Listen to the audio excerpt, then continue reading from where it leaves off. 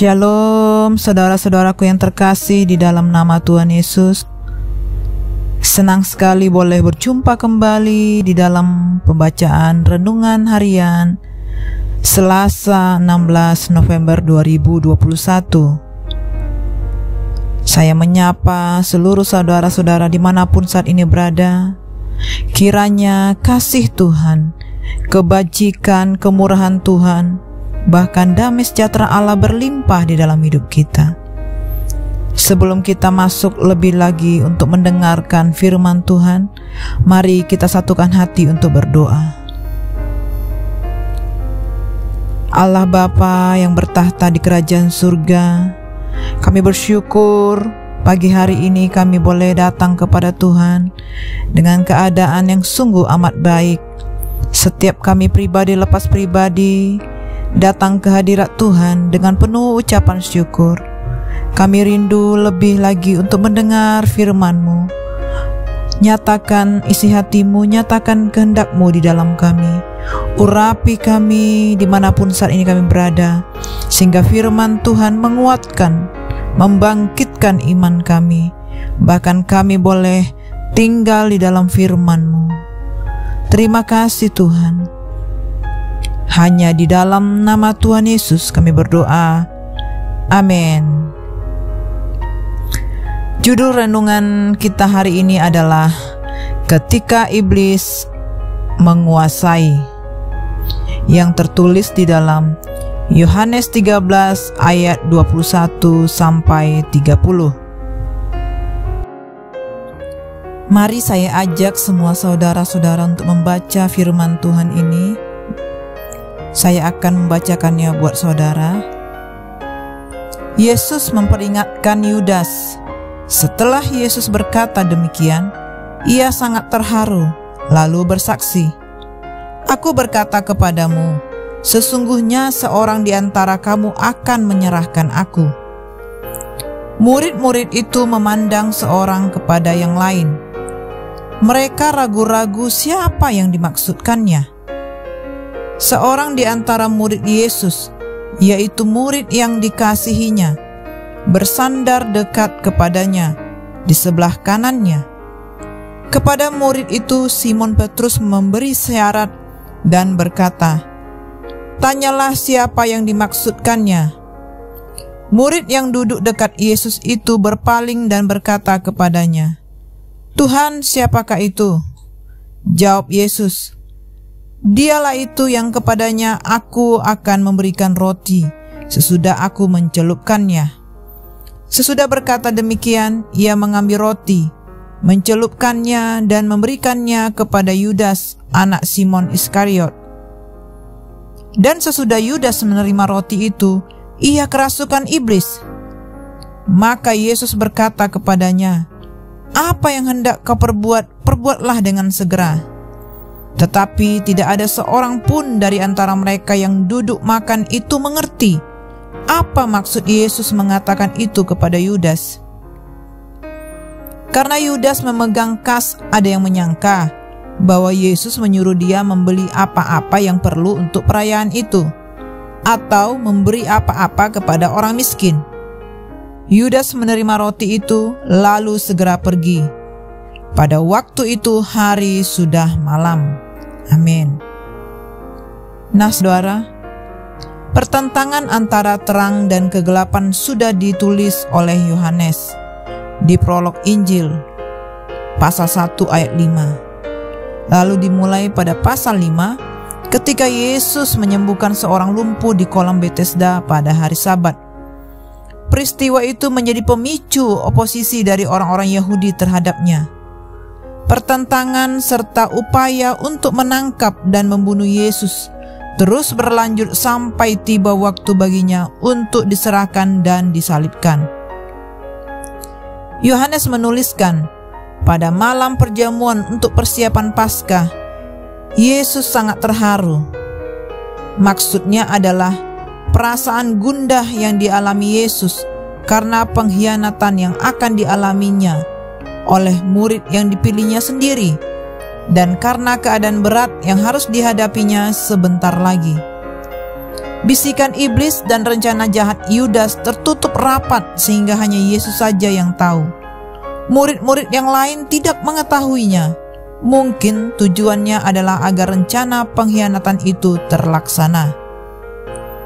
Percakapan pada ayat 25-26 tampaknya bersifat sangat pribadi, sehingga hanya murid yang dikasihi itu yang tahu maksud Yesus memberikan potongan roti kehormatan kepada Yudas Iskariot.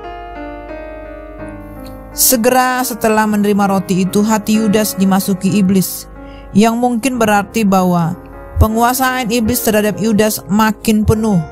Dari yang semula hanya membisik, sekarang masuk ke dalam hati. Yudas sendiri malah semakin kukuh dalam kejahatannya, dan bukannya menginsyafinya. Peringatan yang telah diberikan itu baginya adalah bau kematian yang mematikan. Sebab setelah itu, iblis lalu menguasainya. Dan sesudah Yudas menerima roti itu, ia kerasukan iblis. Bukan untuk membuatnya sedih atau mengamuk, seperti yang dialami orang ketika kerasukan. Bukan pula untuk menjerumuskannya ke dalam api atau ke dalam air. Akan lebih bahagia kiranya bagi dia jika kejadian buruk itu yang menimpanya, atau jika saja ia tenggelam ke dalam danau bersama babi-babi itu. Akan tetapi, iblis merasukinya untuk membuat dia semakin berprasangka buruk terhadap Kristus dan ajarannya, untuk membuat dia memandang rendah Kristus sebagai orang yang nyawanya tidak berharga. Iblis merasuki dia untuk mengobarkan rasa rakus dalam hatinya akan upah yang diperoleh dengan cara yang tidak benar, dan supaya dia tetap bertekad untuk melakukan apapun demi mendapatkan upah itu. Akan tetapi, bukankah sebelum itu iblis memang sudah ada di dalam dirinya? Lalu kenapa kini dikatakan bahwa iblis merasukinya? Sudah dari dulunya Yudas memang seorang iblis, orang yang telah ditentukan untuk binasa. Akan tetapi, kini si iblis merasukinya dengan lebih hebat lagi dan menguasainya dengan lebih leluasa lagi. Tujuannya untuk mengkhianati gurunya itu kini telah matang menjadi sebuah kebulatan hati. Kini roh jahat itu kembali dengan 7 roh lain yang lebih jahat daripadanya. Yohanes menuliskan komentarnya tentang Yudas Iskariot secara kilas balik. Ini memberitahukan bahwa motivasi Yudas mengikutnya patut dipertanyakan. Walaupun ia menerima banyak kesempatan untuk mengenal dan mempercayainya, namun Yudas tidak menggunakannya. Ia memilih jalannya sendiri. Ini mengingatkan kita bahwa pengkhianat bisa muncul dari umat Tuhan. Waspadailah diri kita sendiri. Hindari menjadi orang Kristen yang hanya dekat dengan Tuhan sebatas rohani semu atau rohani emosional. Kita harus memberi komitmen penuh untuk percaya Yesus dan setia mengikutnya tanpa pamrih. Ada proses yang terjadi sebelum iblis benar-benar masuk ke dalam hati manusia lalu menguasainya. Mulai dari membisikkan rencana-rencana jahat. Kemudian ketika manusia mulai berespon dengan menyetujui, iblis masuk dan menguasainya. Tetapi sebelum hal itu terjadi, ada juga proses yang sedang dikerjakan oleh Allah untuk mencegahnya. Teguran yang diberikan Yesus kepada Yudas, juga pemberian roti kehormatan, merupakan upaya untuk menyadarkan dan mendapatkan Yudas kembali. Pada akhirnya, Allah memberikan pilihan ke dalam tangan manusia. Apakah akan membiarkan dirinya dikuasai iblis atau dikuasai oleh Allah? Jadi, jangan salah pilih. Demikianlah firman Tuhan yang boleh kita renungkan sepanjang hari ini. Mari kita memiliki respon yang benar terhadap setiap ujian yang kita alami. Mari kita satukan hati untuk berdoa. Terima kasih Tuhan, kami bersyukur kalau Tuhan terus mengingatkan kami, menyadarkan kami akan dosa, akan iblis yang terus mengaum di sekeliling kami. Tuhan, tolong kami agar Roh Kudus sepenuhnya menguasai kami. Roh Kudus memimpin kami dalam setiap langkah-langkah hidup kami, menguasai pikiran perasaan kami, sehingga kami berjalan seturut dengan kehendak Tuhan. Terima kasih Tuhan. Kami rindu lebih lagi untuk dapat melakukan firman-Mu di dalam kehidupan kami sehari-hari. Terima kasih Bapa, Engkau sungguh baik bagi kami. Cover dari Yesus sempurna bagi kami dan seluruh keluarga, bahkan orang-orang yang berhubungan darah dengan kami. Terima kasih Bapa. Hanya di dalam nama Tuhan Yesus kami berdoa dan bersyukur. Haleluya. Sama-sama kita katakan amin.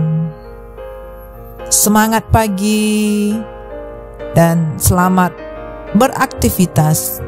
Tuhan Yesus memberkati.